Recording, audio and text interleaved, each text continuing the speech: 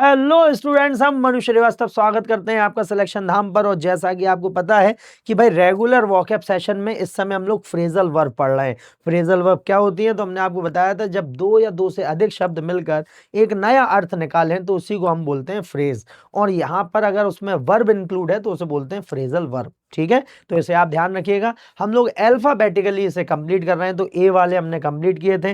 B जो alphabet है उससे शुरू होने वाली फ्रेजेस ज्यादा हैं, तो फर्स्ट जो है वीडियो कल हम लोगों ने कंप्लीट किया था और आज हम बी वाले का सेकंड वीडियो करने वाले हैं। और हमेशा ध्यान रखना कि भाई जैसे बूंद बूंद से ही घड़ा बढ़ता है, जिस तरीके से एक दिन में सफलता नहीं आती उसी तरीके से एक दिन में वोकैब भी याद नहीं होती। वोकैब के लिए आपको रेगुलर रिवीजन चाहिए। एक टारगेट बनाइए कि मुझे नए मीनिंग इतने प्रतिदिन आपको करना है, प्रतिदिन इतने याद करना है, और उसी के अकॉर्डिंग सिलेक्शन नाम आपको रेगुलर वोकैब देता है। जी हाँ, जो आपकी स्ट्रेंथ होती है वो इतनी होती है, आप 100 200 500 मीनिंग एक दिन में याद नहीं कर सकते। इन्हें याद करके इन्हें रिवीजन पर रखिए, तो फिर धीरे धीरे एग्जाम में हमारे नंबर अच्छे आने शुरू हो जाएंगे। और हमेशा ध्यान रखना, ये 1 घंटे 2 घंटे 5 घंटे 24 घंटे में इतने हजार वोकैब ऐसा नहीं हो सकता, ये प्रैक्टिकल बातें नहीं है। तो चलिए फिर शुरू करते हैं और देखते हैं कि भाई आज वो कौन कौन सी फ्रेजल वर्ब हैं जो सिलेक्शन धाम आपके लिए लेकर आया है। चलिए, तो सबसे पहला है बीफ अप। जी हाँ, so what is the mean of beef up? इसका मतलब होता है किसी चीज में बढ़ोतरी करना, वेट में, या किसी चीज को बेहतर बनाना। टू एड वेट, स्ट्रेंथ और पावर समथिंग, किसी चीज को मजबूत करना, बढ़ाना या बेहतर बनाना।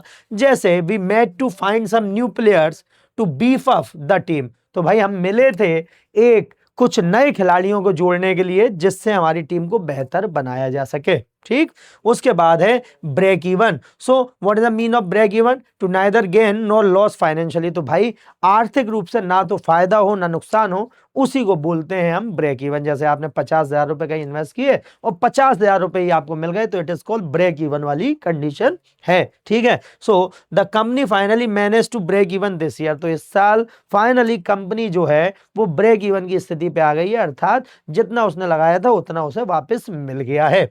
उसके बाद है ब्रेक ऑफ विथ। जी हाँ, ब्रेक ऑफ विथ का क्या अर्थ होता है? सो टू एंड अ रिलेशनशिप और एग्रीमेंट। तो भाई किसी संबंध को खत्म करना, उसी को बोलते हैं break off with. She broke off with her business partner. तो उसने अपने बिजनेस पार्टनर से अपने संबंध खत्म कर दिए हैं, तो यहां पर आपको संबंध तोड़ना मिल जाएगा।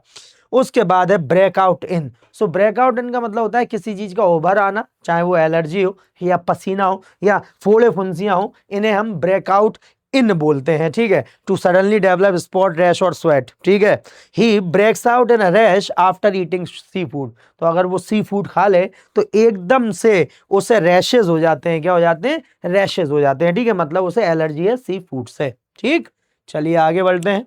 उसके बाद है ब्रेक टू।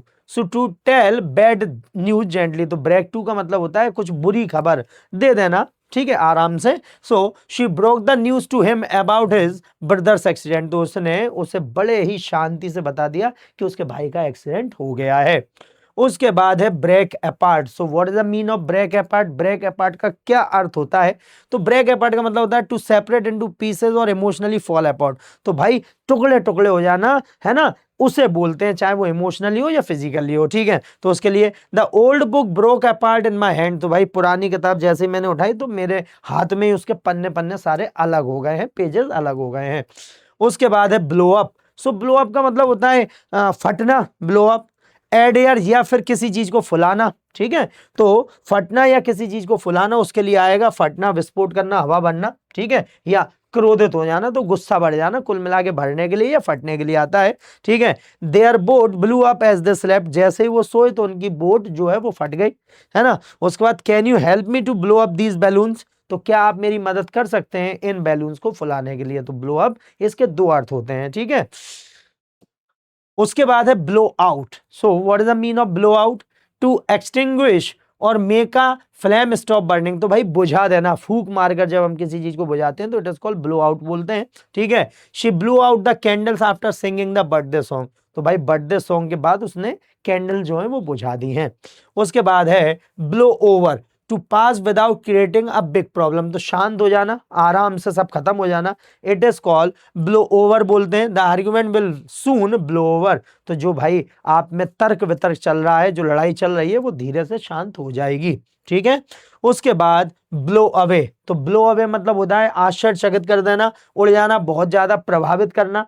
तो ठीक है, तो ब्लो अवे का मतलब उड़ जाना या आश्चर्यचकित कर देना, उसके लिए आएगा। So to be carried away by the wind और to impress someone a lot, तो या तो हवा के द्वारा उड़ जाए या फिर आप किसी से इम्प्रेस हो जाओ। जैसे the performance just blue me away, तो भाई उसकी परफॉर्मेंस ने होश उड़ा दिए मेरे, इतनी शानदार उसने परफॉर्मेंस दी कि बस मानो मजा ही आ गया। जैसे धुरंधर मूवी के बाद सब लोग क्या हो गए, बिल्कुल ब्लो अवे की कंडीशन में पहुंच गए कि भाई ऐसी शानदार फिल्म भी क्या कोई बना सकता है। ठीक है, उसके बाद है blow off. So what is the mean of blow off? To remove by blowing और टू इग्नोर समथिंग, उड़ा देना, अनदेखा करना। तो कुल मिला के ब्लो ऑफ का मतलब होता है इग्नोर कर देना। ठीक है, किसी चीज को उड़ा देना। He blew off the meeting and went to the movie instead, तो भाई उसने मीटिंग को इग्नोर किया, अपनी लाइफ से उड़ाया और पिक्चर देखने चला गया, तो उसके लिए आ जाएगा ब्लो ऑफ। क्या आ जाएगा? Blow off.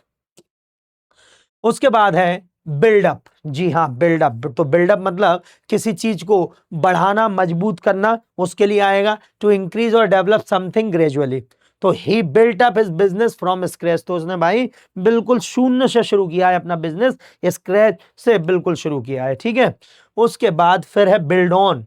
So to use something as a foundation for further development, build on का मतलब होता है आधार बनाना, किसी चीज को सुधारना, उसके लिए ये यूज होता है।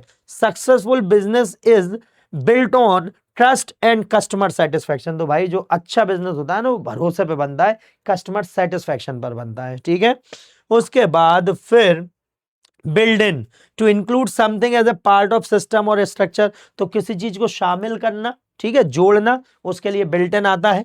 The new software has built in security feature, तो भाई उसमें जुड़े हुए हैं सिक्योरिटी फीचर में। ठीक है, बिल्ट इन ये बहुत आते हैं आपसे, इसलिए सिलेक्शन नाम आपको बहुत बहुत ज्यादा रिसर्च करके, मेहनत करके आपको वोकेबलरी बनाता है, क्योंकि बिना वोकेबलरी के आपका सिलेक्शन तो नहीं होगा, ये बिल्कुल बनी बनाई बात है। ठीक है, उसके बाद है build out. So what is the mean of build out? To develop और एक्सपेंड अ फैसिलिटी और सिस्टम, विस्तार करना।